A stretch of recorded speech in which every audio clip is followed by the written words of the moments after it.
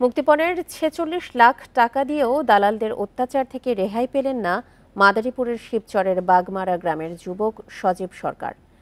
বুধবার লিবিয়ার একটি সড়কে সজীব সরকারের মরদেহ ফেলে রেখে যায় দালাল চক্র। এই ঈদে জামা জুতো অ্যাক্সেসরিজের ডিসকাউন্ট। স্বজনদের অভিযোগ, শিবচরের শিরখাড়া গ্রামের দালাল বোরহান ব্যাপারী ইতালি নেয়ার কথা বলে ১৫ লাখ টাকায় চুক্তি করে সজীবের সাথে। তবে ইতালি যাওয়ার আগেই লিবিয়ায় আরেক দালালের কাছে সজীবকে বিক্রি করে দেয় বোরহান। পরে পরিবারকে ভিডিও কলে রেখে সজীবের ওপর নির্যাতন করে দালালরা। এ সময় তারা সজীবের পরিবারের কাছে ২ দফায় ৩১ লাখ টাকা মুক্তিপণ দাবি করে।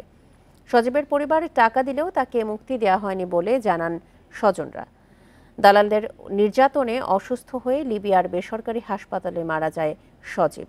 পরে তার মরদেহ রাস্তায় ফেলে পালিয়ে যায় দালালরা। সজীবের মরদেহ দ্রুত দেশে ফিরিয়ে আনা ও দালালদের বিচারের দাবি স্বজনদের। অনেক পড়া মারছে, মায়ের চলে আমার পোলা দুনিয়া মানে বিদায় করে গেছে। আমার পোলা দুনিয়া বিদায় করছে, আমার টাকা নিয়ে গেছে। এর আমি বিচার চাই বোরহানের, বোরহান দালালের বিচার চাই আমি। বোরহান দালাল তাদের অনেক টাকা মুক্তিপণ চেয়ে প্রথমে আদায় করছে, তার পরবর্তীতে আবার মুক্তিপণ চাইছে 25 লক্ষ টাকা। তারপরে এই 25 লক্ষ টাকা আদায় করে তাদের অনেক অত্যাচার করছে। এই কাজটা করছে তাদের বিরুদ্ধে যেন তাদের পরিবার আমাদের কাছে আসে এবং তার পরিবারের কাছ থেকে আমরা একটা নিয়মিত মামলা রুজু করব।